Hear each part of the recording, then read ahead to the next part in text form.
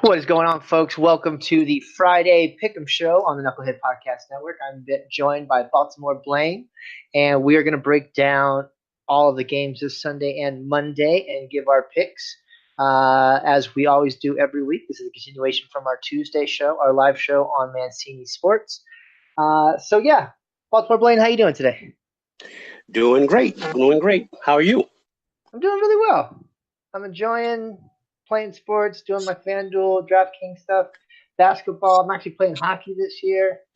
I'm enjoying myself, and it's already week 6, which is kind of blows my mind because it makes me a little bit sad because we wait all year for football season and we have all these plans on things we're going to do and all this great stuff we want to see, and then it just boom flies right by. It's the downside of having your favorite sport be the shortest season sport. So let's make the most of it, and let's see if we can't get back up at the top of the leaderboards for this week. Last week I was in first place, but I have definitely not had a good year so far. Yeah, the good things go by too fast. And unfortunately, or fortunately, whichever way you want to look at it, glass half full or half empty. With my picks this year, maybe it's a blessing. Yeah, well, I'm trying to just do the best I can week by week at this point. I think Hirsch and Coach Taylor, maybe Luis, are going to be at the top of the season long, but we can still come back. I tried to be cute and pick the Giants on Thursday night, so this week's already off to a pretty bad start. Yeah, I'm 1-0 so far, but that doesn't mean anything. The way these games have been shaping up, man, I'm telling you, it's like, how are you losing to that team? I'm watching these games. How are you losing? You're messing up my picks. Yeah, so let's jump right into it and look at what's going to be one of the highest NFL totals in the last years that I can remember. I think it's up to 57.5. Right now, if that stays pat, that'll be one of the highest over-under games in the last so many years. And we're talking about the Falcons and the Buccaneers. It is in Atlanta on the carpet where Matty Ice is lethal. So why don't you give your thoughts on that game, and I'll close it out. Okay, well, we got Winston back at quarterback, and the Bucs are coming off a bye. Bucs are 2-2. Falcons are 1-4, and I think the Falcons are going there with their backs against the wall at home. I think that they're going to pull this one off. The Bucs defense is allowing 77.1 completion percentage on the season, NFL highest allowed since 1940. I'm getting that from the NFL.com page. A lot of my facts come from NFL.com, Roto World, and Pro Football Focus folks. So the last 3 games, the Falcons have allowed 37 plus points per game. So it's going to be, you got 2 bad defenses basically. That are the Bucs is like in middle ranked defense. The Falcons are atrocious. They're 27th in the league, but the Bucs offense is 22nd. So anyway, that said, I got the Falcons. I'm going to go with the Falcons in this game at home. Yeah, and so both of these teams are absolutely giving up an atrocious amount of offensive production on the ground and through the air. Atlanta is known for giving up a bunch of production through running backs coming out of the backfield. Atlanta or the Bucs don't really have that. You have Jameis Winston coming back this week. He's a big favorite in a lot of fantasy leagues, especially a lot of betting people. Some very sharp people have Tampa Bay coming through and actually winning this game. For me, I think that both these teams have they're done for the year, giving the division they're in. Carolina and the Saints are going to run away with this, and they're just they really have nothing to lose. It's indoors. They're just going to air it out. And the only reason I'm going with Atlanta is because Jameis coming off a little bit of rest. I think he might still find a way to turn it over, even though Atlanta's on like their third string secondary. And Matty Ice is at home. Julio, who's fantastic between the 20s, but hasn't been able to get in the end zone. I think he has a breakout this week, and I'm going to agree with you, and I'm going to Atlanta as well. Well, I'm going to say Calvin Ridley has 6 TDs in 5 games, and Matt Ryan and the Falcons have gone winless the last 3 games, despite Matt Ryan's passer rating of a 129.2. That's 9 TDs, no interceptions. He has 11 TDs overall and 2 interceptions on the season. But also, Jameis Winston has the second most turnovers since 2015, only trailing, guess who? My fun quarterback, Blake Bortles. So I thought I'd just throw that in. Yeah, Blake Bortles. Yeah, we talked in depth about that. We're going to get to that in a second because that game's actually, before I make my final pick, I want to kind of talk it through with you because that pick is kind of interesting. So I don't think that game is going to be quite as clear cut as people think. So then let's go to another shootout. These are the guys in your division. Pittsburgh is going into Cincinnati. The Bengals have owned the Steelers in Cincinnati. Dalton and A.J. Green have absolutely exploded against those guys. And you've also seen Antonio Brown have problems against this team. And I got to say, before we get to the pick, why don't I ask you, the Bengals are actually possibly a sneaky good team this year. I don't think they're getting a lot of the respect that they deserve. They are. They're not getting it from me yet. I think I still think they're one of the luckiest teams in the NFL. I mean, did you see that interception off the helmet? Those are the lucky bounces the Bengals get to win games. Yeah, but they stay close enough. They've had to deal with different starting running backs at each different week. With injuries, they've had some other problems. They're getting a lot of players back. And they have some depth that's really starting to come through. The defense is playing stronger than I thought it was going to, and Andy Dalton's having one of the best years he's ever had. Well, Chris, I'm going to tell you, I'm just hating. I mean, that's all I'm doing. I'm just hating. Division rivals. Say nice things about the Bengals. I feel you. You get a pass on it. But break it down a little bit. Why don't you break it down a little bit? Get past your homer hating. As an analyst, tell me who you think is going to win and why. Okay, I'll take my hater hat off. All right. So remember a couple of years, I think it was last season, actually, I made a statement in preseason that I thought Andy Dalton was the best quarterback in the AFC North, starting quarterback in the AFC North. And everybody kind of laughed at me. And then he came out last year with a dud, and I kind of laughed at me. And it just seems that this is what I was talking about. This Andy Dalton. This is the Andy Dalton I was talking about. I think that, in all truthfulness, hater aside, the Bengals are for real. They're going to be for real. They're going to challenge this for this crown in the AFC North. I still don't see them. I'm not going to believe them in the postseason until they win a game, of course. But we're ahead of ourselves there. I think Pittsburgh is up against the wall. They're 2-2-1. They're in last place with the tiebreaker to the Browns. And if they're going to turn the ship around, they have to turn it around now. So I think you have a desperate Steeler team going into a Bengals team against a Bengals team in Cincinnati. And they know each other well. So all stats aside, throw everything out the window. This is going to be a knockdown, drag them out club fight. Okay.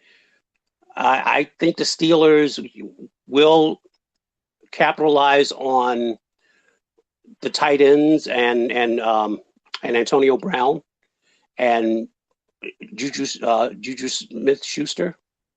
Did I say that right? Juju. Yeah. Juju. I always get his name mixed up. It's twisted around, man. Just Juju. You can't miss Juju. Just go Juju. Yeah. And I think Ben's going to have a good game, a sound game. I think he will turn it over maybe once. However, I think that Steelers defense is going to pass rush is going to come to life. They're going to put pressure on Dalton. Dalton's a good scrambler, and watch for him to do some bootlegs. But I think in the end, the Steelers are going to do just enough. They're going to force a fumble, or it's going to be a takeaway that's going to decide this game in favor of the Steelers. Cool little stat. JJ and TJ Watt are both tied for the sack lead in the NFL at 6. So those parents must have some super genes. They're doing pretty well for themselves. But yeah, the Watt brothers are doing good. Good to hear. Good to see JJ finally being able to put a season together. I think that I kind of touched on it. Ben on the road, outdoors, problematic. And the Bengals are, and I hate the term, but it's something I hear a lot. It's, they're hashtag good, and I think that the Bengals are going to pull this out. Joe Hayden has been a great when he's healthy on the field for the Steelers. He shadowed Julio last week, and they really put a thump into to Atlanta at home. But this is on the road. This is a whole different deal. The Bengals defense can give Connor problems, whereas the Atlanta couldn't stop him. Like not even making an attempt to stop them. I think that the Bengals are going to pull this one out. Were they on the road last week, the Steelers, or were they at? They were home. They were at home. They were at home. They destroyed Atlanta. Okay. Yeah, I was talking about Atlanta. Atlanta being on the road is a whole different thing. Now Ben's going to Cincinnati, which has been I think notoriously difficult plays we're going to play. I've just come to learn not to count this Steeler team out when they're desperate, and if they lose this game, they can pretty much. This is a must-win game for them.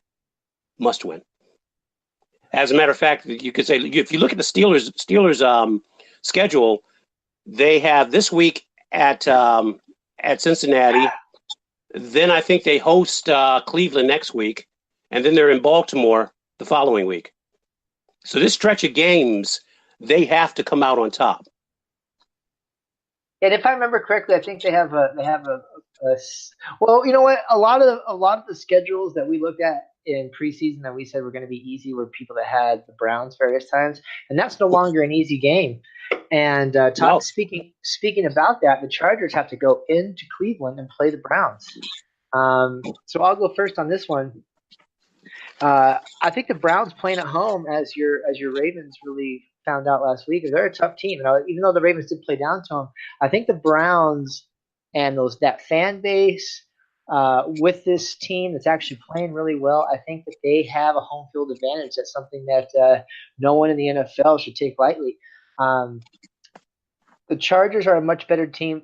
Greg Williams likes to bring a lot of pressure.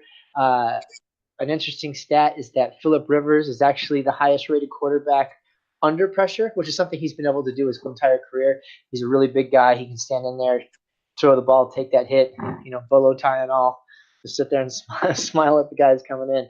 I'm really kind of torn on this one. I'm actually going to hold. This is legit. Like I'm going to finalize my pick after I hear what you have to say about this game, and I'm going to turn it over to you since you kind of just saw this team.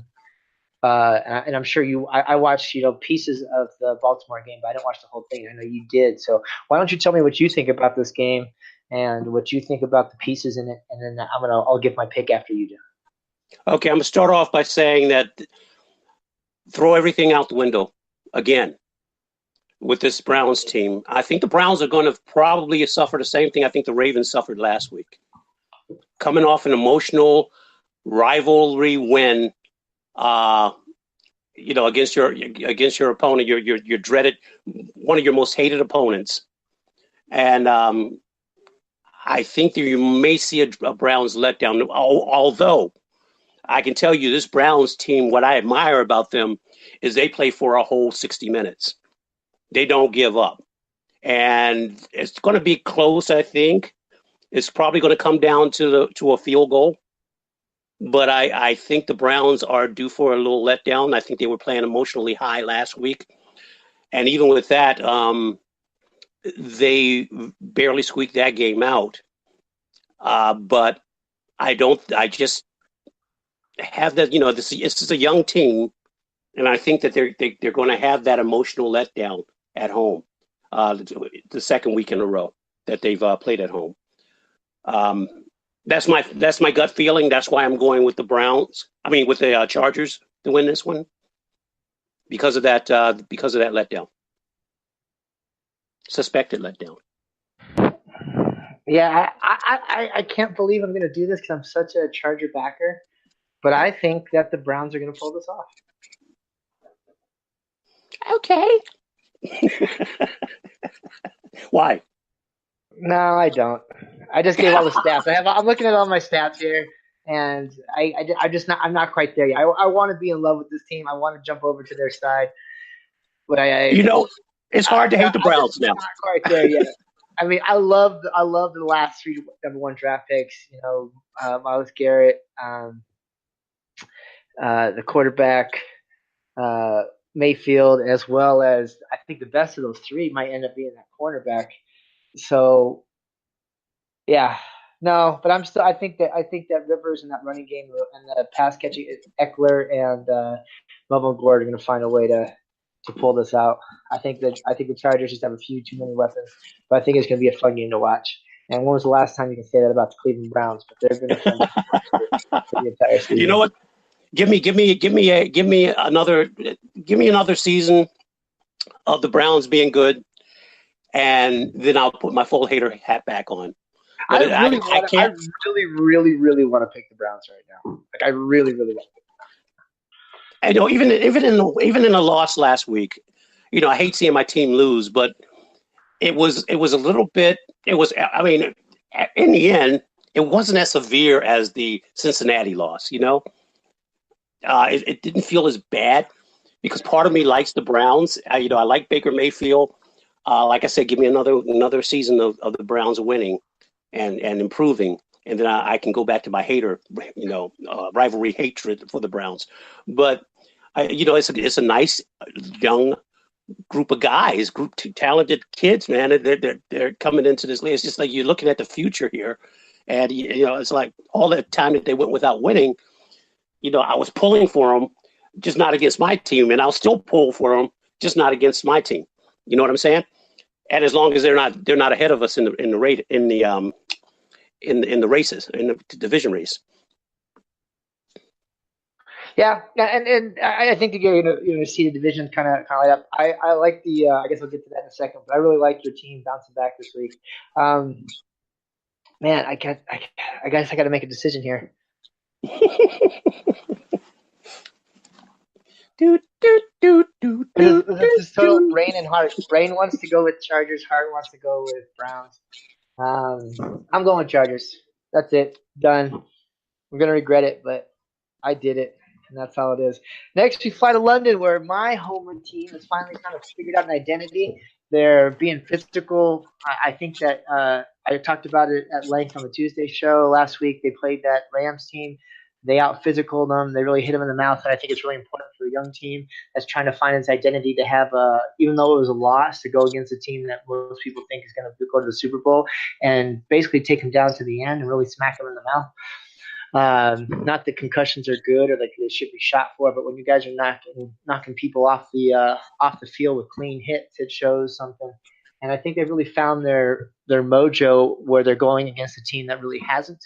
London games notoriously hit the over and are higher scoring for some weird reason. Just everything that goes up to it, like the Seahawks booked a nicer flight with the lay down beds in the first class, and they left early. They've been in London for a while. They stayed up a little bit later to get all the body clocks right. They did it. The Raiders are flying out to I think they're in the air right now, and I don't understand the logic in that. You're going to get everyone off the plane and kind of figured everything out the day before, get everyone's body clock. Just everything about what Gruden's doing there, down to he was the one that it's come out that he was the one that really pushed that Khalil Mack trade.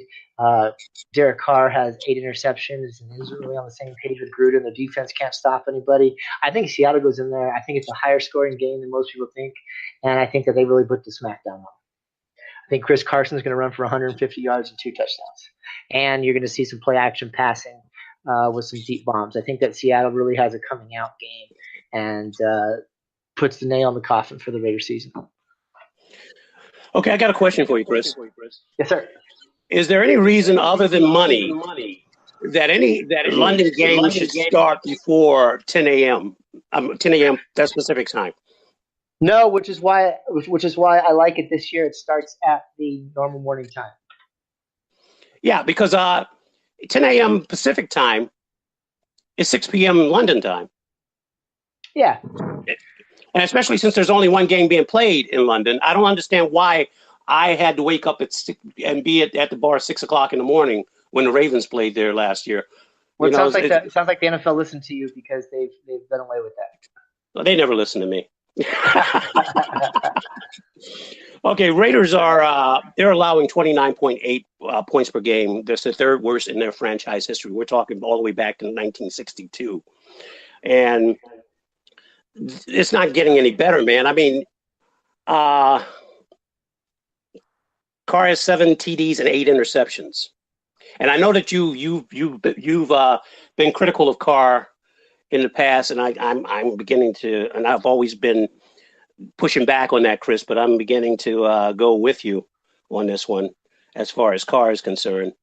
And the whole Gruden experiment doesn't seem to be taking flight whatsoever. It seems to be a dud. I think the Seahawks, the one thing I like about the Seahawks is the Seahawks are running the ball more. Russell Wilson, though, isn't running the ball more. He's running the ball less. In 2017, he had 23% of the carries, of the team carries, at 36% of the team's rushing yards, and 75% of the team's rushing TDs. This year, he's at 7.7% of the team's carries, 6.9% of the rush yards, and 0% of the rushing touchdowns. So it tells you that they got some running backs there that they have faith in. I'm going to say that there's going to be a heavy run game, a heavy ground game. Also, rain might be a factor. It's raining in London now, actually, I believe. It's raining somewhere. They're from Seattle. They play in Seattle. That'll be all right. Yeah. So I think it's going to be a ground game. I'm going to see you're going to see the Raiders aren't stopping anybody. And Marshawn Lynch here's a good side note. Marshawn Lynch's first meeting with his ex-team, his former team. But I think that when you look at the Raiders' rushing attack is 24th, Seahawks rushing attack is 9th. This is according to NFL.com. I see the Seahawks with a decisive win here. There we go. All right, let's move it. Let's hit this. Let's speed this up just a little bit. Okay. So we get the Bears coming back off the bye. Miami, who was supposed to, maybe get got a little full themselves after, being undefeated, and then got destroyed by New England. Last week they were beating the Bengals up until the end, and then they just completely shit the bed and let the Bengals. I think it was, what was the score? Like 21-3 in the fourth quarter, something like that. And then they just got destroyed, like 20-something unanswered points. Defensive touchdowns, they just completely collapsed. The play calling for this team is horrible. The way they utilize their players is horrible. I think people are starting to figure out that Chicago's for real. They have the best defensive player in the league now. Thank you, John Gruden, who has the same amount of sacks as the entire Raiders team. Yes. I don't see any way that the Dolphins can pick this up. I think that the Bears are going to be able to run the ball. Now, the one thing I will say is that the Dolphins have the game is going to be decided in the trenches by the Dolphins. They have one of the worst offensive lines in the league. That's something I also want to mention on the Raiders game. The Raiders are starting with 2 rookies at left and right tackle. And they're going to have some serious problems this week. So just to go back to that. But you also have a similar Civ-like situation in Miami with people getting the backfield way too easy, and Chicago having the aforementioned Khalil Mack as well as another group of guys that can get to the quarterback. They're one of the top sack teams in the league against one of the teams that gives up the most sacks. So that's a bad combination. But Miami will get Cameron Wake and some other defensive pieces back, so it might be a lower scoring game, but I'm going with Chicago. I like what you said. I like everything you said, except I don't like either one of these quarterbacks. I know Trubisky's been showing, signs that he's caught on, and he had a good game last week. but him and Tannehill are still. I need to see more. And the Bears defense, I know is for real. They've been for real for the whole time that this team has been retooling. But I'm feeling Dolphins here. I don't think the Dolphins. Let's not forget the Dolphins got off to that 3-0 start, and they've lost 2 now in a row, and they're at home. And I'm vacillating on this one like you were on the Browns game. But I mean, my head tells me Bears, but my heart's telling me Dolphins. And I think I'm going to go with my heart. You go with the Dolphins? I'm going to go with the Dolphins. If you win, you'll definitely set yourself apart in the pick'em league because not many people are going to have the Dolphins. I can guarantee. I know. I think the next game we can go pretty quick, even with all the problems that the Minnesota Vikings are having. The Cardinals are just an absolute loss. There's a 10-point favorite in Minnesota, and even though Minnesota's had the problems, I don't think there's any way that Arizona gets in there. I think we can kind of skip through that one, unless you have something like pertinent you want to say. But for the most part, they don't know how to coach. Rookie quarterback, they can't stop anybody on defense. There's no way Minnesota loses this game. I don't think Rosen's gonna excite anybody in Minnesota playing against that Dolphins team. That Vikings team. Yeah, the Minnesota Dolphins. Yeah. No, I think that Vikings team is going to be too strong. They're playing for a lot more, and they're a lot more desperate. So I'm going to go with the Vikings. All right, cool. Let's move on to a game that I think is a little more interesting. Indianapolis at New York Jets. Both these teams are a little bit under the radar on how good they are. You saw the Jets, on like 4 or 5 passes, throw on the Broncos and then run over 200 yards.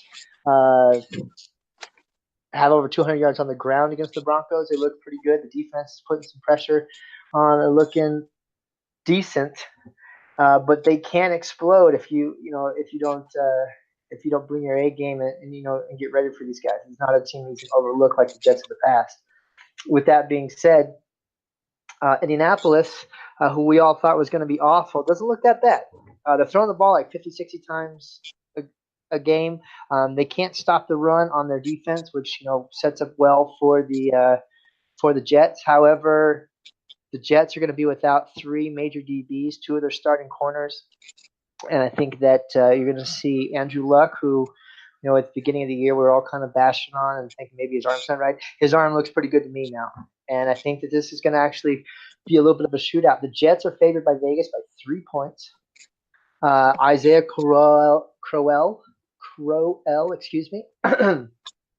has been in. He didn't practice on Wednesday or Thursday, limited on Friday with an ankle injury. But they still have Bilal Powell, who also catches the ball out of the backfield. I think that you can see the Jets have a formula to possibly control this game. And I'm actually going to end up going with the Jets to beat the Colts. I think the Jets are going to keep rolling.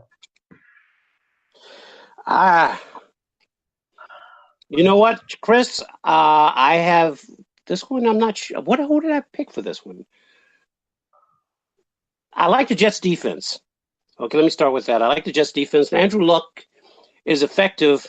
He has 12 TDs and 5 interceptions, but he's not throwing the ball deep right now. And I think that and there's basically no running game in Indy. Darnold is 7 TDs, 6 interceptions. He's going through the learning experience of a rookie quarterback. I believe, if I'm not mistaken, my official pick here, because I don't want to go away from the pool that we have. And I made a mistake, and for some reason it's not showing up in my notes here. I'm going to go with the Jets at home. Okay, so we agree on that. Yeah. All right. Nothing wrong with that. So this last Monday, Mark Mancini's Washington Redskins were absolutely embarrassed by the Carolina Panthers. Washington goes back home. They play home. They do have some injuries. I think Paul Richardson and Josh Doxson are both injured. So you have some other, kind of nobody receivers. We'll see what happens. But you have Carolina, who after Washington just got ran all over by the Saints, you have CMC coming to town. Cam Newton's had some okay games. Last week's game wasn't so good, but for the most part, he's had a pretty good season. Vegas has a straight up pick 'em. I think that Carolina has too many weapons. They can really kind of stop the run, make them one-dimensional. They also have the injuries to Adrian Peterson, and Chris Thompson's also banged up. Alex Smith looks horrible. The other Gruden is probably not even as good as his brother is, and we all know how I think about his brother. So I just think the Redskins, even at home, I think at home they're going to get a little more traction. They're not going to be embarrassed. I think this game gets. I don't want to say it's a shootout where it gets a high scoring, but I think it might be a back and forth affair. Better word than a shootout, I guess, a better phrase. But I think that the Panthers are just a better team, top to bottom, and they're going to pull this out. My question is, will Greg Olsen return this week? He's questionable.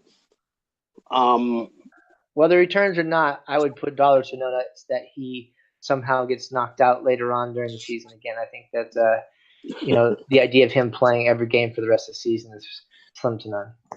Yeah, they do say that he might that it's a high probability that he'll re-injure himself. But anyway, going forth, these two quarterbacks, Alex Smith and Cam Newton, are very similar as far as their records are concerned and their quarterback ratings. Even though they're two different type of quarterbacks, they have two different styles. But Newton thrives on the NFC East. He's had his most success in the NFC East, playing against the NFC East. I think his percentage is 73.3 for his career winning percentage against the East. One fact about him is, though, that he is struggling with the long ball. Anything over 20 yards in passing, he's 0 for 9, and 20 yards plus in pass attempts. And so he's struggling with that right now. Panthers are the third best since week 8 of the last season, behind the Patriots and the Rams. They have the third best record. I'm going to say that I'm going to go with the Panthers in this one. I think they're going to win on the ground. They got a ground attack that I don't think the Skins are going to be able to stop. You got C.J. Anderson averaging 5.25 yards per game. McCaffrey, 5.2 yards per game. And Cam himself is 4.58 yards per game. And I think it's just going to be too much for this defense of the Washington Redskins. Yeah, I agree with you. So I think we agree on that. I think we could. Is it okay just to say that I think the Texans are going to beat up on the Bills? We can skip that game.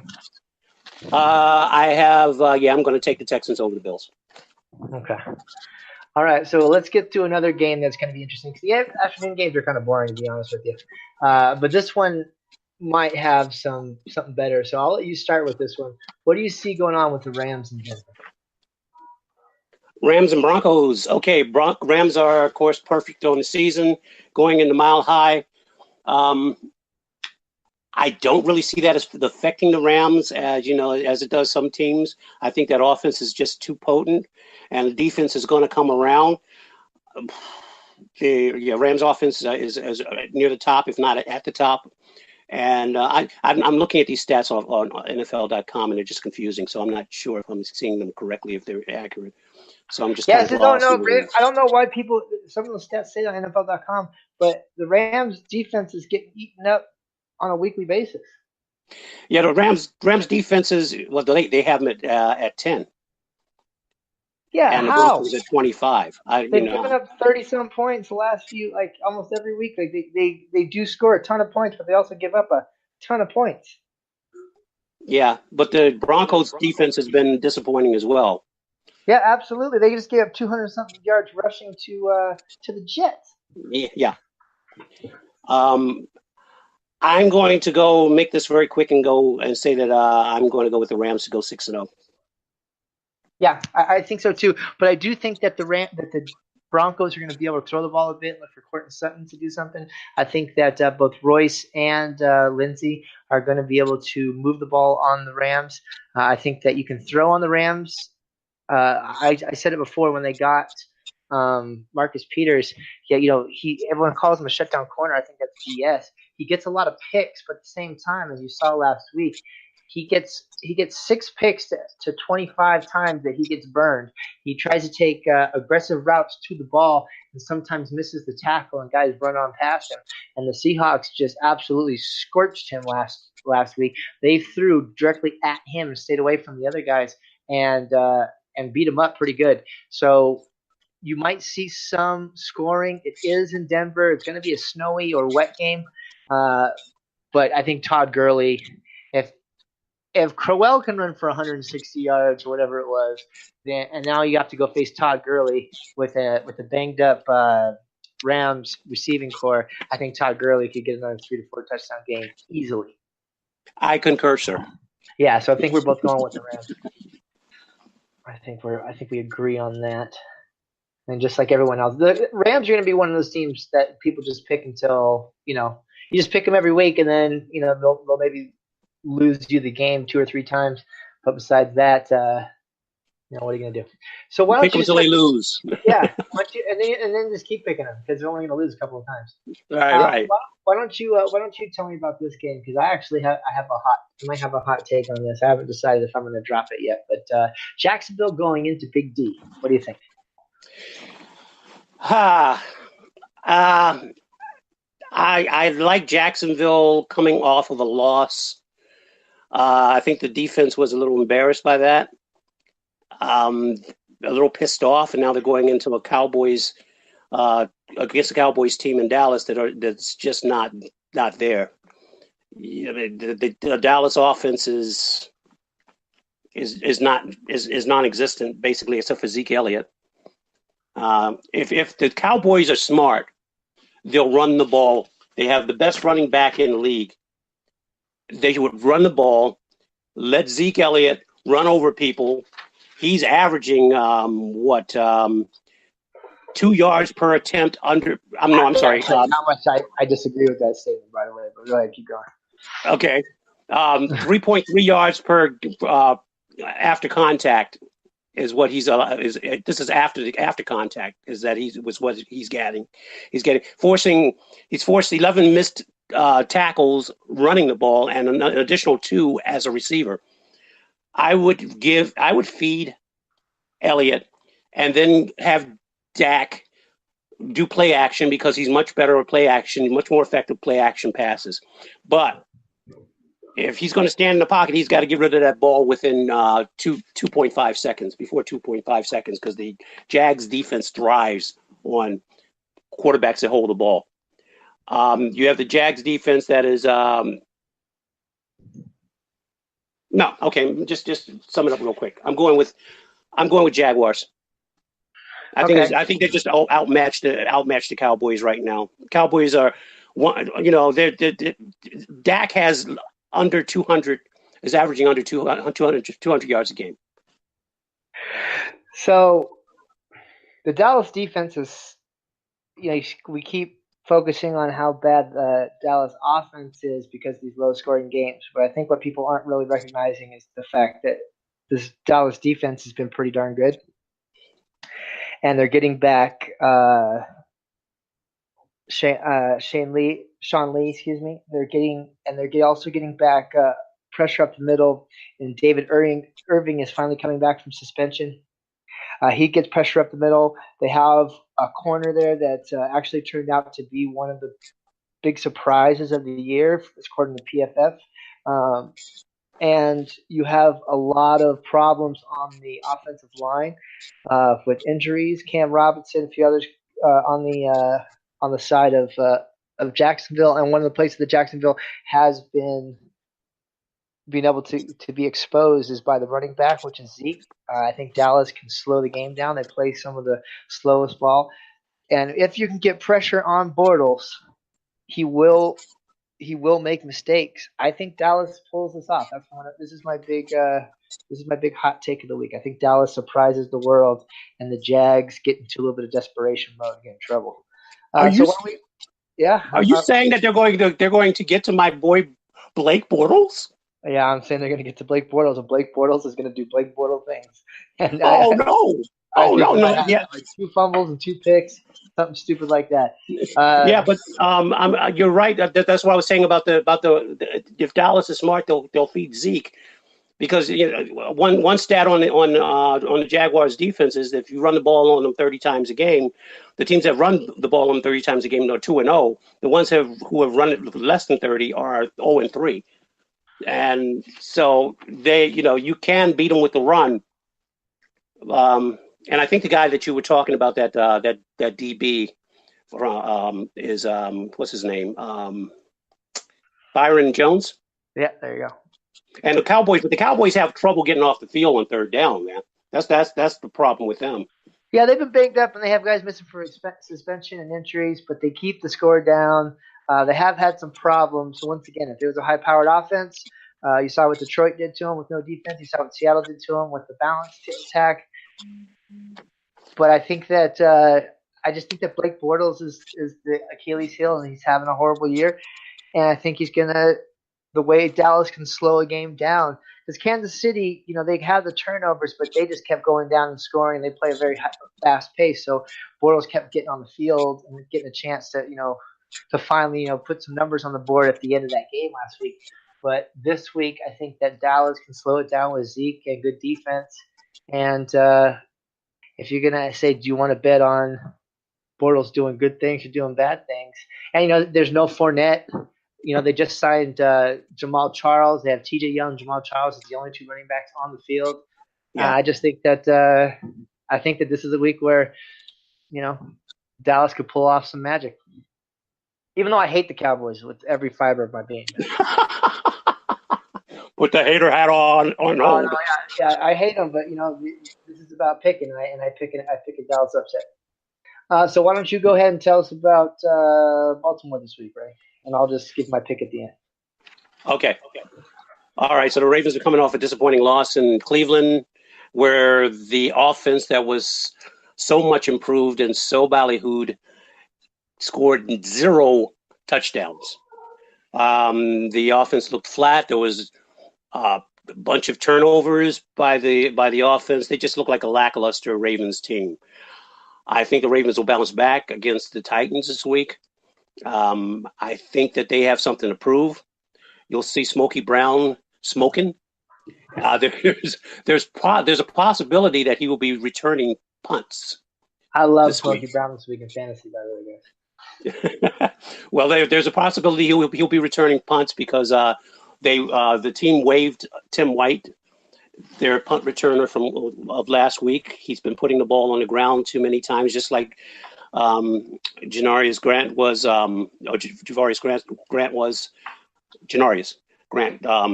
They're both on the practice squad now.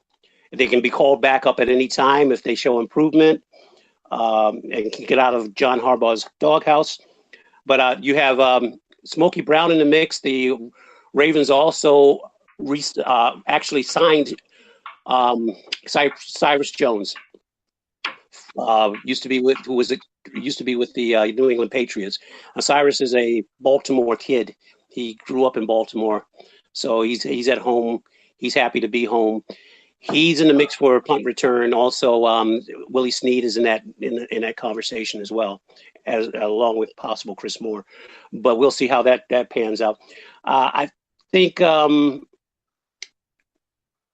Mariota might be still suffering from that elbow injury.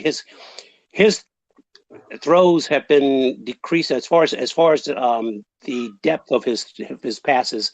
They become shorter, according to PFF. And I wonder if it has to do with the elbow injury, or maybe he's I don't know. Anyway, going on. Summing this up, I think the Ravens probably squeak this out it's probably going to come down to Justin Tucker at the end.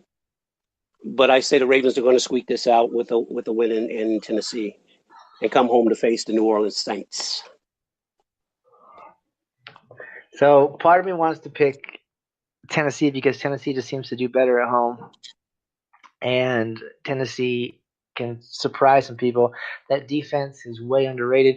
If you look at the scores of their games, they look almost like bad baseball games instead of good football games.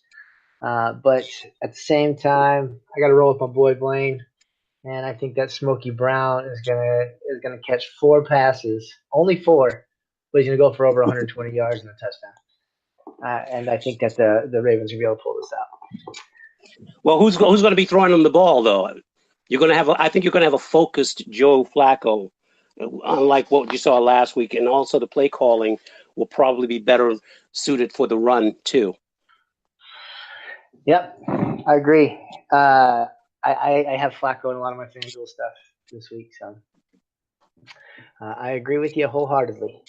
So moving on, Sunday Night Football is going to be the ish. I can't wait to see it. Patriots at home against the Chiefs, prime time. Who do you got taking this game, Blayne, and why? I'm going to take the Chiefs, just like we said with the Rams. I'm going to stay with the Chiefs until they lose, and maybe then something after that. I picked against the Chiefs last week, and I was wrong when they played the Jags. So I'm going to I think Kareem Hunt's going to have another big game. He had 246 yards. It's career high from scrimmage last year when he played the Patriots in Foxborough. Although he only has 100 plus yards game this season so far, I think he's going to break out again. And then you're going to I don't think the Patriots defense is going to stop Pat Mahomes. I don't see it. I don't think either. To be honest with you, I'll let you keep going, but I don't think either of these defenses is going to stop the other. I think this is just going to be who can score last and who can come up with one or two stops or turnovers. Yeah, or turnovers or stops, exactly. But I just think Mahomes is on fire, and he's red hot. I can see Brady not keeping up in this one. That's a rare thing and blasphemous to say in the NFL. But I think this young kid is he's the new day, and I'm going to roll with him. I think that the Chiefs are going to go 6-0 in Foxborough. Yeah, well, I think that this is going to be that one game. I think this is going to be one of those few that Brady has left in his career. This will be the one, like maybe next year, the year after, where it just comes up real short and people are like, okay, yeah, it's over.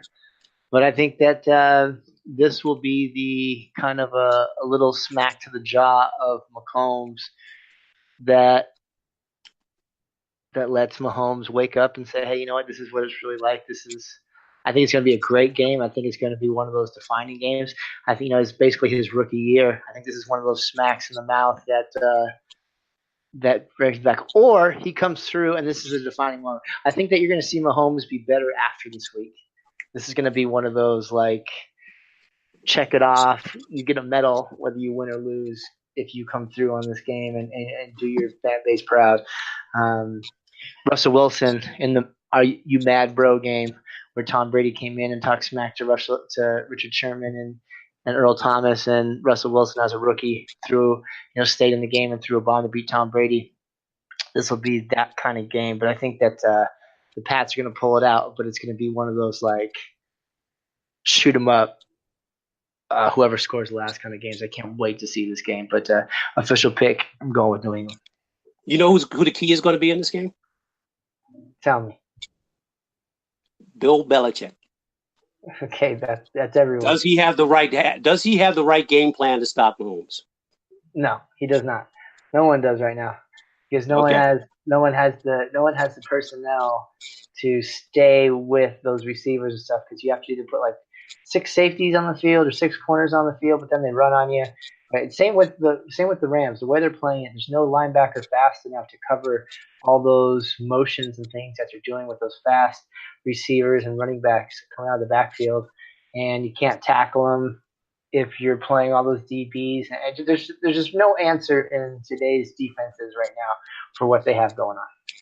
And My if opinion. if Kareem Hunt does take off on him again, that just sets it up for Mahomes to just destroy him. The only way you can beat him is the way Seattle almost beat the Rams last week. Is you run the ball for 100 something yards. You just got to come up with a couple of stops. And Seattle was down in field goal range with a minute something, 2 minutes left, and that holding call took them out of field goal range. And then they almost got that stop, but then the fourth down quarterback sneak, which then would cemented it. But a team with maybe a little bit of a better defense or just has a better day than the Seahawks did that can run the ball on the Rams or the Chiefs and hold them, because it's almost what the Broncos almost did to the Chiefs as well. When you can do that, that's the only way you're going to beat them. But if you try to shoot out, you're not going to be able to beat them. So I think you're going to see a lot of Sony Michel this game from the Patriots. Yeah, that's because it's this. The Chiefs don't have anybody. They don't stop anything at all. So good point. All right, yeah. So it would be interesting to see. We're on different sides on that game, but it'd be interesting to see. And then we can kind of close this up. We're running a little bit late on time. I think we have like 2 or 3 minutes. But Green Bay and San Francisco. I think San Francisco has come down to being at the end of their rope, at the end of their season. I mean, they can't keep anybody healthy on the field. Green Bay, while they are in some trouble, at Lambeau on Monday night, Rodgers getting better, and the Niners just don't have anything. And you can kind of see it in how they carry themselves. I think they're just kind of giving up. So if it's okay with you, I can kind of end it with the Green Bay 100% victory, unless you have something about this game you really want to get into. No, Packers. All right. Well, folks, if you found this show, thank you so much for listening. We're live every Tuesday night on blogtalkradio.com/Mancini Sports. We're live every Tuesday night at 6 p.m. Pacific time.